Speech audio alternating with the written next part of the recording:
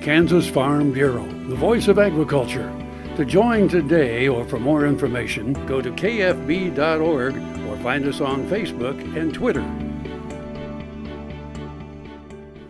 Good morning and welcome to Farm Factor on Ag-Am in Kansas. I'm your host, Conrad Cavus. Several members of the Kansas Farm Bureau recently visited Washington, D.C. in March. County Farm Bureau leaders and their families talked to lawmakers about issues affecting farming and ranching in the state of Kansas, including the Farm Bill, water rights, immigration reform, and the lesser prairie chicken. The information Kansas Farm Bureau members learn here can be redistributed at the local level and used in proposing ideas and legislation back home. The trip in Washington, D.C. started off with briefings from key point personnel at the American Farm Bureau Federation and wrapped up with a reception where Senator Jerry Moran spoke. Hi, I'm Derek Sawyer, fourth-generation farmer from McPherson. I'm here in Washington, D.C. this week with Kansas Farm Bureau. I currently serve on the Resolutions Committee, which we put together some policy and take information from our members, kind of craft policy that our organization can vote up or down on at our annual meeting, and kind of set a general direction for our state organization.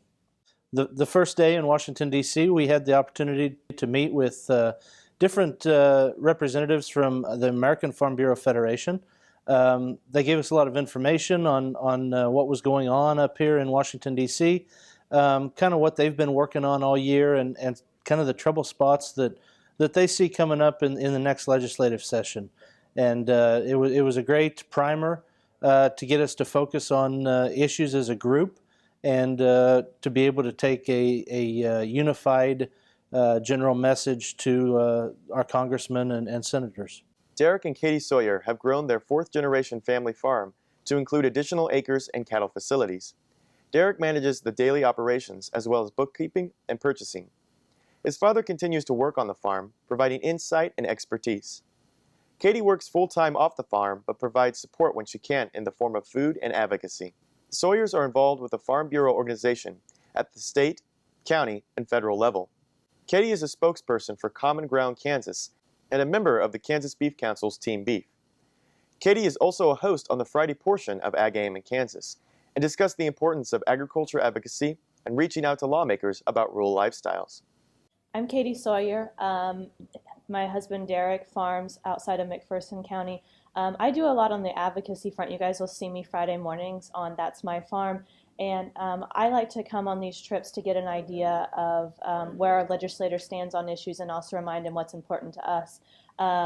Congressman Yoder and Congressman Pompeo have both visited the farm personally, and so it's great to establish those personal relationships, and then while we're up here we have the ability to maintain those relationships and follow up on issues and what we're seeing happening on our farm.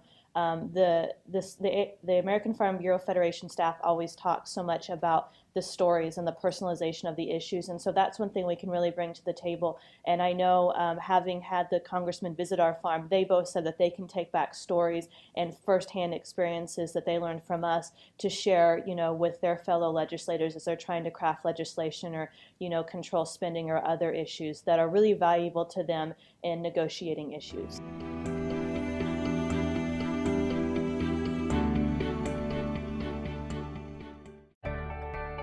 I'm Dr. Frank Lyons, a physician here at Kansas Regenerative Medicine Center. As one of the only standalone stem cell centers in the U.S., we use your stem cells as therapy for arthritis and some autoimmune diseases. I'm Dr. Andrew Pope, here at Kansas Regenerative Medicine Center. Utilizing the latest technology under strict protocols, we're able to harvest your stem cells from your own fat to treat a variety of medical conditions. The best part about it is, it's a same-day surgical procedure and requires no general anesthesia.